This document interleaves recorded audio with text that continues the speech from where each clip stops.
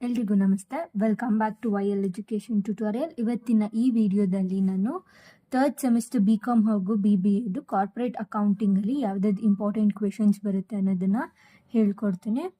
ಈಗ chapter 1 issue of shares and buy back of shares. ಇದರಲ್ಲಿ 2 marks important questions ಯಾವ್ದ್ಯಾವುದು ಅಂದರೆ, first question write the meaning of shares. Second question, what is ordinary shares? Third question, what is preference shares? Fourth question, what is called up capital? Fifth question, what is paid up capital? Next, sixth question, what is over subscription? Seventh one, under subscription meaning. Under subscription meaning ಅಂದರೆ ಏನು? ಈ 7 ಕ್ವೆಶನಲ್ಲಿ ಯಾವುದಾದ್ರೂ 2 question ಎಕ್ಸಾಮ್ಗೆ ಬರುತ್ತೆ. Next 8 marks important questions ಯಾವ್ದ್ಯಾವುದು ಅಂತ ನೋಡೋಣ. First question, pass the journal entries issue at par problem.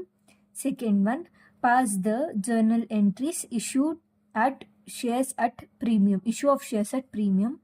Third, pass the journal entries issue of shares at discount. ಈ ಮೂರು ಐದರ್ ಪಾರ್ ಅಥವಾ ಪ್ರೀಮಿಯಂ ಇಲ್ಲ ಡಿಸ್ಕೌಂಟ್, ಈ ಮೂರಲ್ಲಿ ಯಾವುದಾದ್ರೂ ಒಂದು ಕ್ವೆಶನ್ ಎಕ್ಸಾಮಲ್ಲಿ ಕೊಡ್ಬೋದು. Next, any 1 questions for exam. 14 marks important questions. First one, pass the journal entries issue of shares combinations of premium and calls in arrears and shares for future problems for exams. ನಾವು total 9 entries ಇಲ್ಲಿ ಬರಿಬೇಕಾಗಿರುತ್ತೆ. ಇದಿಷ್ಟು full ಕೊಡ್ತಾರೆ ಅವರು, ಯಾವುದಕ್ಕೆ 14 ಮಾರ್ಕ್ಸಿಗೆ ಎಕ್ಸಾಮಲ್ಲಿ ಕೊಡ್ತಾರೆ. Next chapter 2 under writing of shares. ಇದರಲ್ಲಿ 2 marks important questions ಯಾವ್ದ್ಯಾವುದು ಅಂತ ನೋಡೋಣ. First question, write the meaning of under writing. Second question, write the meaning of under writers. Third question, write the meaning of under writing commission. Fourth question, what is complete under writing. Fifth question, what is partial under writing. Sixth question, what is firm under writing. Seventh one, what is marked application? Eighth one, what is unmarked application? ಈ 8ರಲ್ಲಿ ಯಾವುದಾದ್ರೂ ಒಂದು ಎಕ್ಸಾಮಿಗೆ, ಯಾವುದಾದ್ರೂ 2 ಎಕ್ಸಾಮ್ಗೆ ಕೊಡ್ತಾರೆ. Next 8 marks important questions for exam. First one, problems on complete underwritings or problems on partial underwritings. ಇವೆರಡಲ್ಲಿ either complete ಇಲ್ಲ partial, ಇವೆರಡಲ್ಲಿ ಯಾವುದಾದ್ರೂ ಒಂದು ಎಕ್ಸಾಮಿಗೆ ಕೊಡ್ತಾರೆ. Next 14 marks important questions. First A, problems on firm applications as marked application. B, problems firm application as unmarked applications.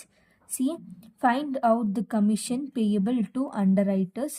With this 3 combinations of problem 14 marks in exam. ಈ ಮೂರನ್ನು ಸೇರಿಸಿ combination ಟೈಪಲ್ಲಿ ಯಾವುದಾದ್ರೂ ಒಂದು ಕ್ವೆಶನ್ನ ಕೊಡ್ತಾರೆ 14 ಮಾರ್ಕ್ಸಿಗೆ. Next chapter 3 valuations of shares. ಇದರಲ್ಲಿ 2 ಮಾರ್ಕ್ಸ್ ಇಂಪಾರ್ಟೆಂಟ್ ಕ್ವೆಶನ್ಸ್ ಯಾವ್ದ್ಯಾವುದು ಅಂತ ನೋಡೋಣ. So first question, write the meaning of valuation of shares. Second one, write any 2 circumstances necessitating valuation of shares. Third one, write any 2 factors to be considered while valuing the shares. Fourth one, what is yield method? Fifth one, what is earning capacity method? ಈ 5 ಕ್ವೆಶನ್ಸಲ್ಲಿ ಯಾವುದಾದ್ರೂ 2 questions ಎಕ್ಸಾಮ್ಗೆ ಕೊಡ್ತಾರೆ. Next 8 marks important questions ಯಾವುದಾದ್ರು ಅಂತ ನೋಡೋಣ. First, calculate the intrinsic value of shares of a company. Second, ascertain the value of equity shares under yield method. Either intrinsic value ಇಲ್ಲಾಂದರೆ yield method. Simple problems ಕೊಡ್ತಾ, ಅಷ್ಟು complicated ಆಗಿ ಏನು ಕೊಡಲ್ಲ. ಈ ಇಂಟ್ರೆನ್ಸಿಕ್ ವ್ಯಾಲ್ಯೂ ಇಲ್ಲಾಂದರೆ yield ಮೆಥಡಲ್ಲಿ ಯಾವುದಾದ್ರೂ ಒಂದು ಕೊಡ್ತಾರೆ. Next 14 marks important questions. First ಹೇಗೆ ಕೊಡ್ತಾರೆ ಅಂದರೆ, ನೆಟ್ ಅಸೆಟ್ ಮೆಥಡ್ ಅಂದರೆ ಇಂಟ್ರೆನ್ಸಿಕ್ ವ್ಯಾಲ್ಯೂ ಮೆಥಡಲ್ಲೇ ಕೊಡೋದು. ಐದರ್ ಇಂಟ್ರೆನ್ಸಿಕ್ ಇರುತ್ತೆ ಇಲ್ಲ yield ಮೆಥಡ್ ಇರುತ್ತೆ.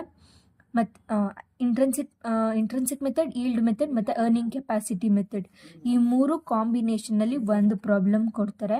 ಇಲ್ಲ ಅಂದರೆ intrinsic value method, yield method, fair value method, ಈ 3 ಕಾಂಬಿನೇಷನಲ್ಲಿ ಒಂದು ಪ್ರಾಬ್ಲಮ್ ಕೊಡ್ತಾರೆ. ಇವೆರಡರಲ್ಲಿ ಯಾವುದಾದ್ರೂ ಒಂದು ಪ್ರಾಬ್ಲಮ್ ಎಕ್ಸಾಮ್ಗೆ ಬರುತ್ತೆ. ಈ ವಿಡಿಯೋ ಏನಾದರೂ ನಿಮಗೆ ಇನ್ಫಾರ್ಮೇಟಿವ್ ಅನಿಸಿದ್ರೆ ಲೈಕ್, ಶೇರ್, ಕಮೆಂಟ್ ಹಾಗೂ ಸಬ್ಸ್ಕ್ರೈಬ್ ಮಾಡಿ. Thank you.